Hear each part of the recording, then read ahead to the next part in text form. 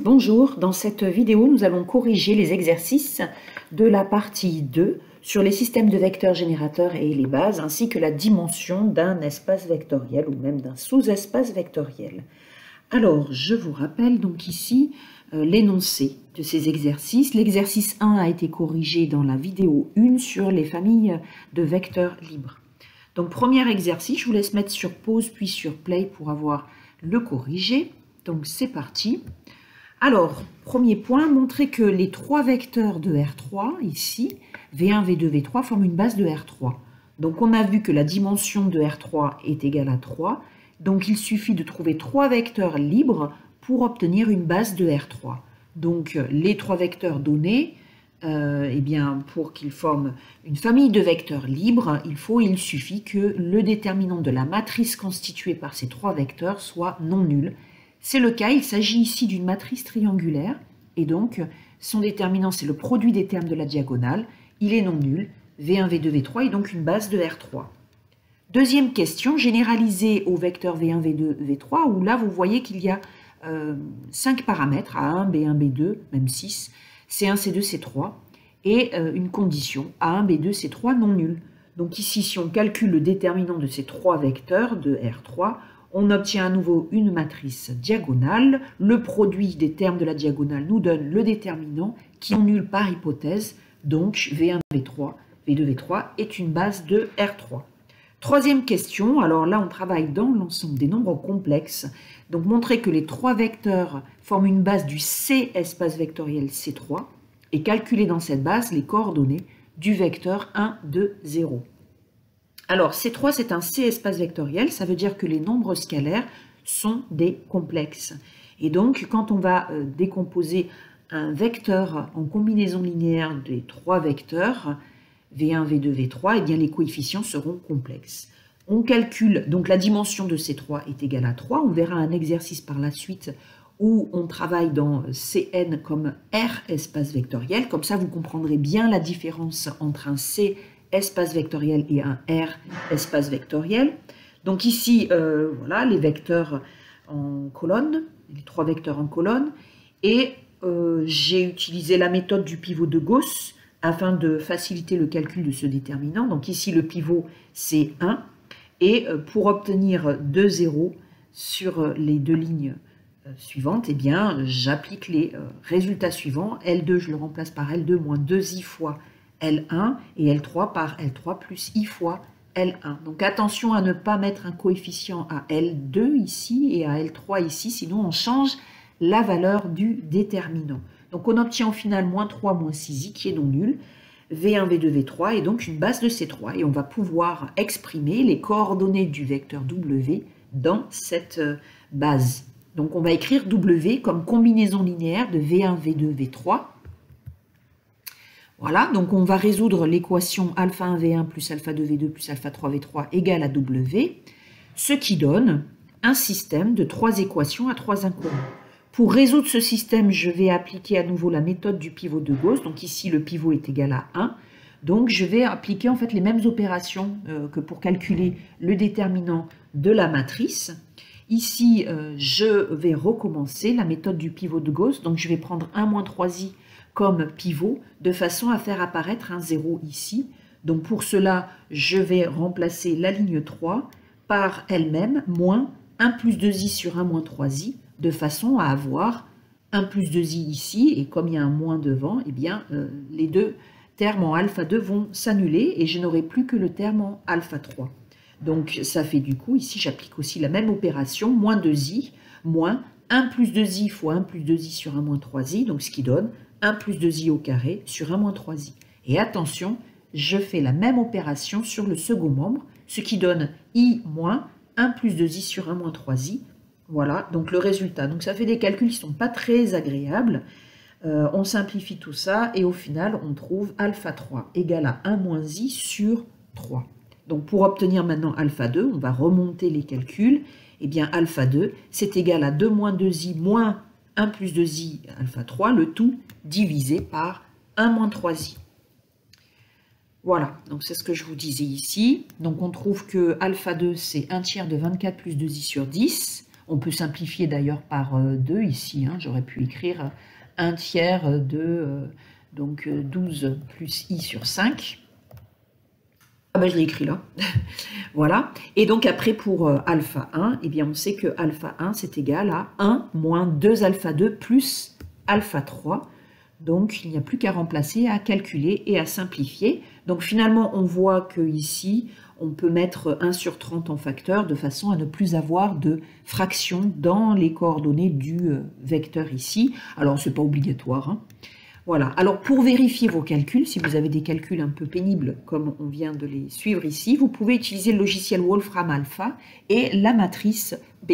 Vous vous rappelez, je vous ai expliqué dans la matrice précédente que ici P, la matrice de passage, est obtenue en écrivant les coordonnées des vecteurs V1, V2, V3 en colonne, et P c'est donc la matrice de passage de la base B vers la base canonique. Donc, pour obtenir la matrice de passage de la base B, enfin C maintenant, vers la base B, c'est ce qu'on veut, hein, puisqu'au départ, on a les coordonnées de W dans la base canonique, et on veut les coordonnées de W dans la base B. Donc, pour avoir la matrice de passage de la base canonique vers la base B, on utilise la matrice inverse. Donc, avec Wolfram Alpha, on obtient les calculs suivants. Et puis, pour obtenir donc les coordonnées de W dans la base B, on multiplie par la matrice inverse les coordonnées de W dans la base canonique. Voilà ce que Wolfram Alpha nous donne. Et par simplification, eh bien, on retrouve le résultat que nous avions obtenu à la main en résolvant le système. Alors, maintenant, exercice 3. Dans R3, grand F est un sous-espace défini par les équations x plus y plus z égale à 2x plus y moins 3z égale à 0. Première question, montrer que grand F est un sous-espace vectoriel de R3, puis en donner une base et sa dimension. Donc déjà, grand F, c'est l'ensemble des triplés x, y, z de R3, tels que les coordonnées x, y, z vérifient ces deux équations. Donc forcément, c'est un sous-ensemble de R3. Enfin, le vecteur nul, donc le vecteur nul de R3, c'est 0, 0, 0, hein, appartient à F, hein, puisque les coordonnées 0, 0, 0, ici et là, vérifient bien les deux équations. Et enfin, dernière chose, si V et V' sont des éléments de grand F, et lambda 1 réel, puisqu'ici on travaille sur R3 qui ne peut être qu'un R espace vectoriel, V plus lambda V' a alors pour coordonnées x plus lambda x', y plus lambda y' et z plus lambda z'. Bien entendu, on suppose que V a pour composante x, y, z et V' x', y', z'. Donc là, on va obtenir, ici, on regarde hein, si ce vecteur V plus lambda V' vérifie les deux équations. Donc on a x plus grand y, si vous préférez, plus grand z. Et on sépare en deux les x et les x, y, z et les x', y', z'. Et comme V est élément de grand F, eh bien, x plus y plus z est égal à 0. Et il en est de même pour le terme après. Donc on trouve 0. Donc la première équation est vérifiée. Il ne reste plus qu'à vérifier la deuxième. Donc 2 fois x plus lambda x' plus la deuxième composante moins 3 fois la troisième composante. On regroupe ensemble les x, y, z et les x', y', z'. Les deux équations ici, les deux égalités. D'accord, ça fait 0 puisque V et V' sont dans F. Donc finalement, V plus lambda V' appartient à F. Donc l'addition et la multiplication par un scalaire est bien stable. Donc grand F. Et grand F est un sous-espace vectoriel de R3. Alors ensuite, on vous demande, deuxième point, de donner une base et la dimension de F. Vous savez que la dimension, c'est le nombre de vecteurs dans chaque base d'un espace vectoriel ou d'un sous-espace vectoriel. Donc, nous allons rechercher une base de grand F. Pour cela, on prend un vecteur de grand F et on va essayer de l'écrire comme combinaison linéaire de vecteurs de R3. Pour cela, eh bien, on résout le système. Alors moi, j'ai utilisé la méthode par substitution. Donc x égale à moins y moins z. Donc je remplace dans la deuxième x par moins y moins z. Ça fait moins 2y moins 2z plus y moins 3z. Je simplifie et j'exprime y en fonction de z. Je reviens alors à la première équation. Et dans cette première équation, je remplace moins y par 5z ce qui fait x égale 4z.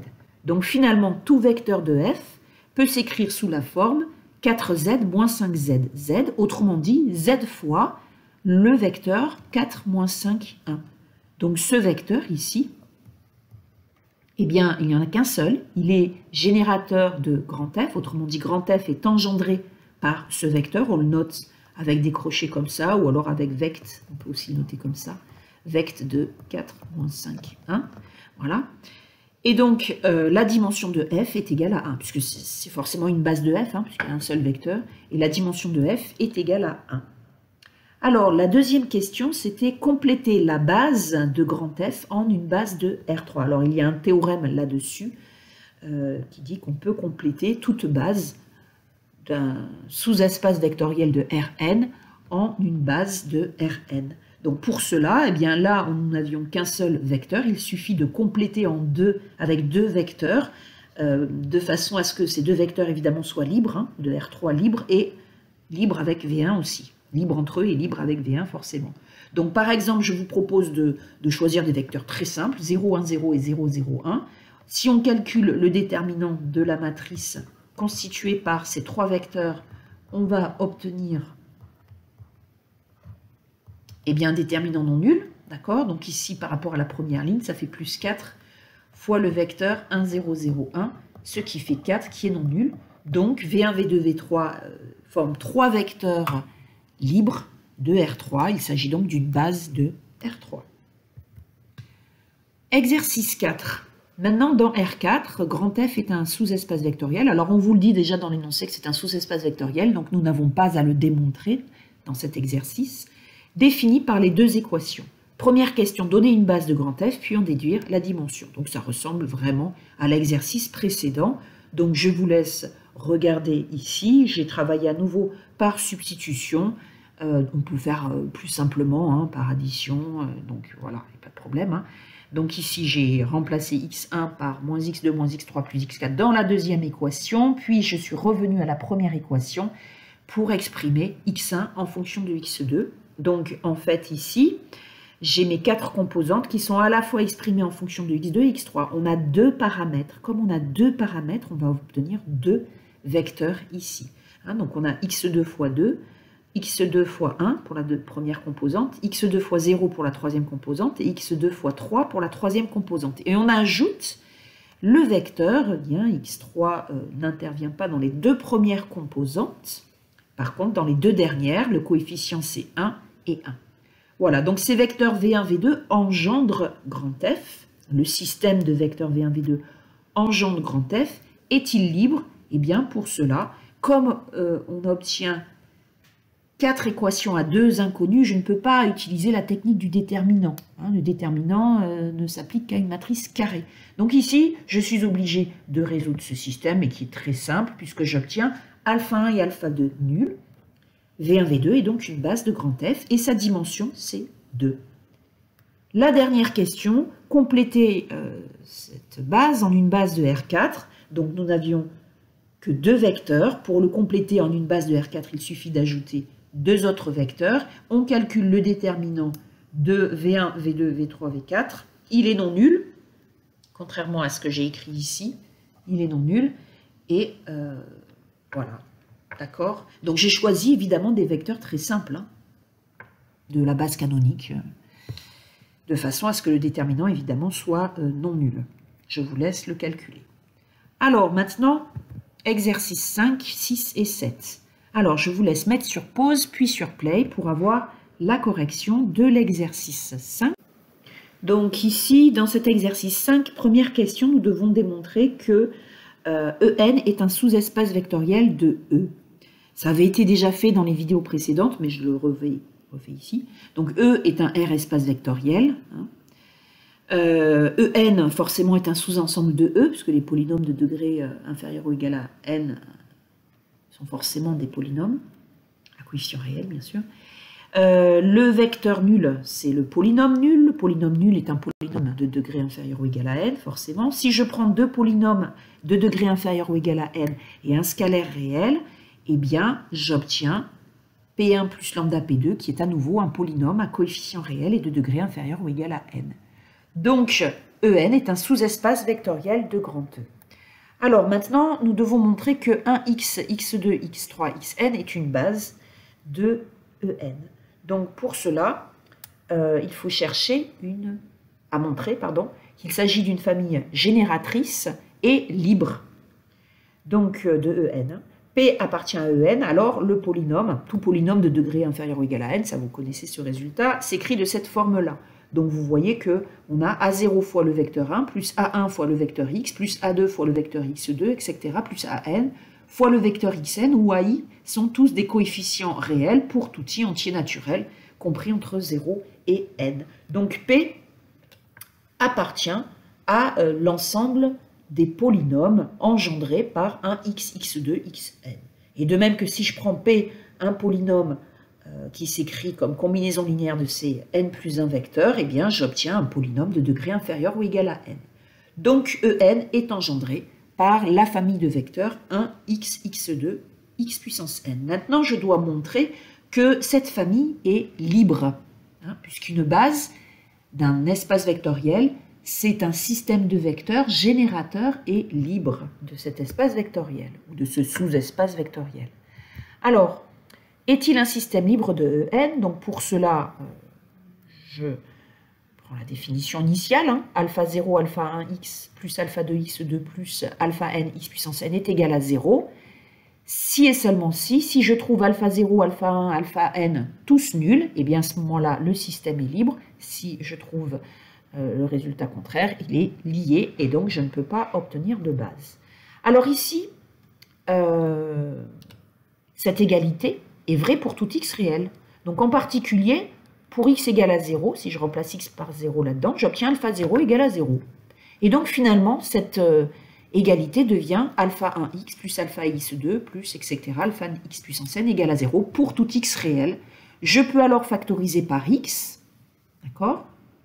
Donc j'obtiens ce résultat-là. Là, j'ai alpha n x puissance n moins 1, le dernier terme.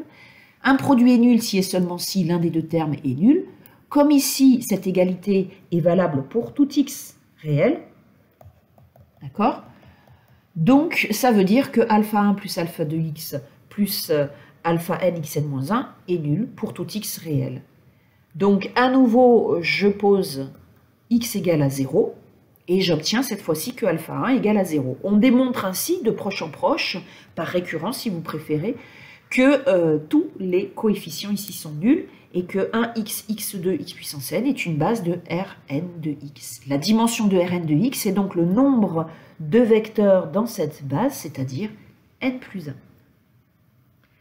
Alors, deuxième question de cet exercice, on vous demande maintenant de montrer que les trois vecteurs ici, qui sont trois polynômes de degré inférieur ou égal à 2, forment une base de E2. E2, c'est R2 de x, autrement dit l'ensemble des polynômes de degré inférieur ou égal à 2. Et une fois que vous aurez montré ce résultat, de chercher les coefficients de ax2 plus bx plus c. Alors déjà, la question précédente nous permet de dire que une base de E2 contient trois vecteurs libres, puisque la dimension de E2, c'est 3. C'est n plus 1 pour En, donc c'est 3 pour E2. Donc, il nous suffit de montrer que ces trois vecteurs sont libres pour en déduire qu'ils forment une base de E2. Alors, donc, ils forment une base de R2 si et seulement s'ils sont libres. D'accord? Donc, pour cela, on va faire comme précédemment. Nous allons donc écrire que ce polynôme est nul. Donc là, je mets trois traits pour dire identiquement nul. Ça veut dire identiquement nul. Si et seulement si, eh bien, voilà, nous avons cette égalité pour tout x réel. En particulier, si je prends x égale à 1, je vais obtenir 0 pour le premier et le dernier terme. Donc je n'ai plus que alpha 2 fois 1 moins 2 fois 1 moins 3, ce qui fait 2 alpha 2 égale à 0, donc alpha 2 égale à 0. Pour x égale à 2, cette fois-ci, les deux premiers termes sont nuls. Il ne me reste plus que alpha 3 fois 2 moins 1 fois 2 moins 3. Autrement dit, moins alpha 3 égale à 0, si et seulement si alpha 3 égale à 0. Et enfin, pour x égale à 3, je vais obtenir alpha 1 égale à 0. Donc finalement, eh bien, si alpha 1q plus alpha 2r plus alpha 3s est identiquement nul, alors alpha 1, alpha 2 et alpha 3 sont tous nuls, Et si, réciproquement, alpha 1, alpha 2, alpha 3 sont nuls, forcément, ici, l'identification est nulle. D'accord? L'identité à 0 est nulle. Je continue. Donc, on vient de montrer que ces trois vecteurs forment une base de R de 2x. Et nous allons maintenant chercher les coordonnées du polynôme ax2 plus bx plus c dans la base QRS. Donc, A, B et S sont des nombres réels. A, B et C, pardon, sont des nombres réels. D'accord? Puisque c'est un polynôme dans R de 2x. Hein, c'est écrit dans l'énoncé. Et donc, nous allons chercher à l'écrire comme combinaison linéaire des vecteurs Q, R et S. Donc, pour cela, eh bien, nous allons tout simplement écrire que pour tout x réel, nous avons l'égalité entre ces deux polynômes. Et même raisonnement que lorsque nous avions démontré que ces trois vecteurs sont libres, en fait, en particulier pour x égale à 1, x égale à 2, x égale à 3, puisqu'on a trois inconnus ici. Hein. Alpha 1, alpha 2, alpha 3, ce sont nos trois inconnus, c'est ça qu'on cherche. Hein. Ce sont les coordonnées de P dans la base QRS. Donc pour trouver ces trois inconnus, il nous faut trois équations. Donc on remplace x par trois valeurs judicieusement choisies. Et on obtient donc a plus b plus c égale à 2 alpha 2, 4a plus 2b plus c égale à moins alpha 3, et 9a plus 2 plus 3b pardon, plus c égale à 2 alpha 1. Donc on résout très facilement le système ici. D'accord? Et les coordonnées de P dans la base QRS sont donc obtenues par ce résultat-là. D'accord? Donc, voilà pour cet exercice. Alors, maintenant, l'exercice 6 montrait, ça je vous en ai parlé tout à l'heure, que C est à la fois un R espace vectoriel et un C espace vectoriel, mais ça on l'a démontré déjà, et en déduire une base. Comparer alors les dimensions de C vues comme R espace vectoriel, donc on note comme ça. Le R, il est en indice en fait, hein, j'ai pas réussi à l'écrire en indice, donc ça en fait, ça se note plutôt.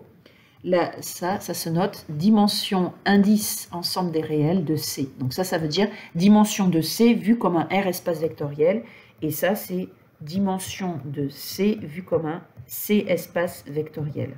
D'accord? Et généralisé à C puissance n. Bon, j'ai fait directement le travail pour C puissance n, hein, je ne l'ai pas fait pour C, je suis passé directement à C puissance n. Donc s'il s'agit bien d'un R espace vectoriel, car il est muni des deux opérations, la loi de composition interne, donc l'addition de deux vecteurs de Cn est un vecteur de C puissance n, et la loi de composition externe, qui est la multiplication par un scalaire réel. Et oui, si on multiplie tout n uplé de complexe par un réel, on obtient à nouveau un n uplé de complexe. D'accord ? Donc, ces deux opérations vérifient les propriétés qui ont été citées dans la vidéo 1 lors de la définition d'un espace vectoriel. Donc, C puissance n est un R espace vectoriel.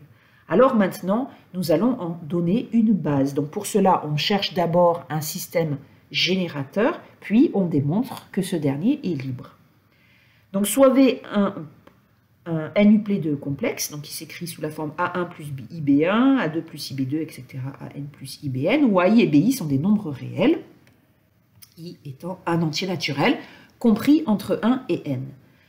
Nous allons donc écrire V comme combinaison linéaire de n uplé de complexe. Alors ici, attention, puisque comme on travaille dans un R espace vectoriel, la décomposition de V comme combinaison linéaire, dans cette combinaison linéaire, les coefficients doivent être réels.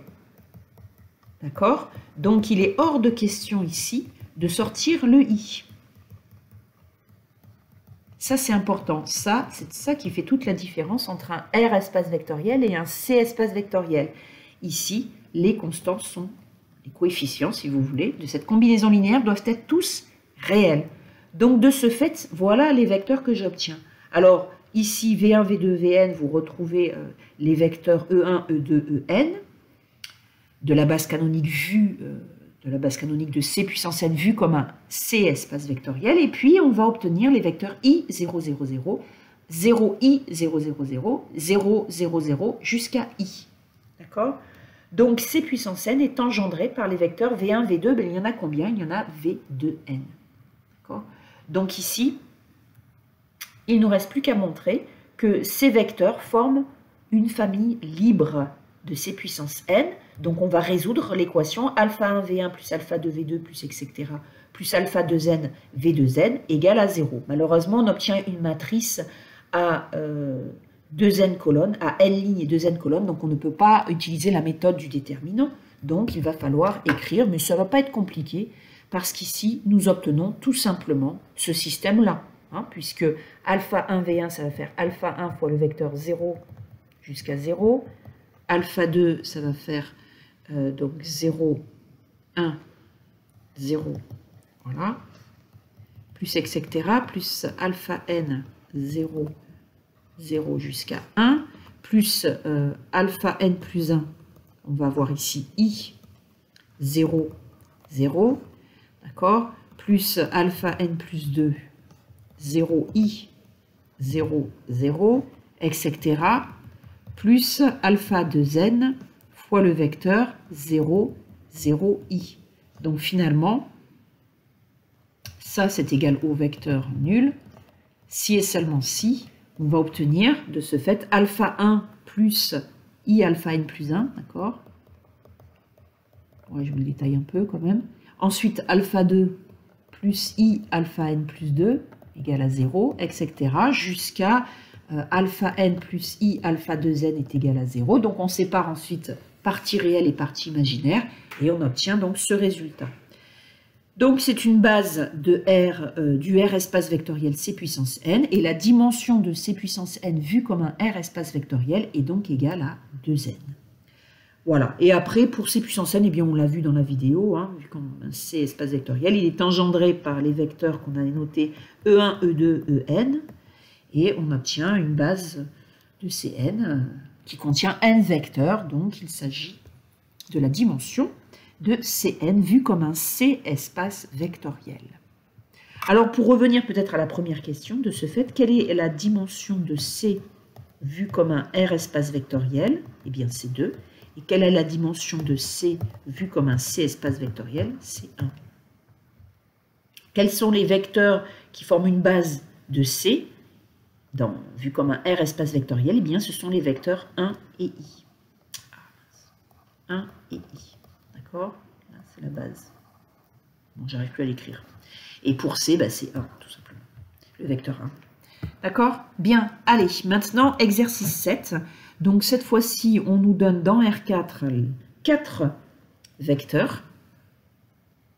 Le dernier... Ah non, on nous donne 3 vecteurs, pardon. Le dernier dépend du paramètre A.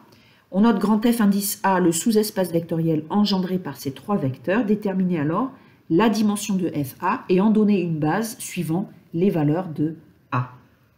Alors, FA est déjà un sous-espace vectoriel de R4, donc sa dimension est inférieure ou égale à 4. FA est engendré par 3 vecteurs, donc sa dimension va être inférieure ou égale à 3. V1, V2, WA, eh bien, il suffit de... On cherche une base pour avoir la dimension de FA. Donc, on va déterminer si ces 3 vecteurs sont libres. S'ils sont libres, ça veut dire que la dimension de FA est égale à 3. S'ils sont liés, eh bien, il va falloir regarder V1, V2 pour savoir si la dimension est égale à 1 ou 2. Si V1, V2 sont libres, la dimension de FA est égale à 2. S'ils sont liés, la dimension de FA est égale à 1.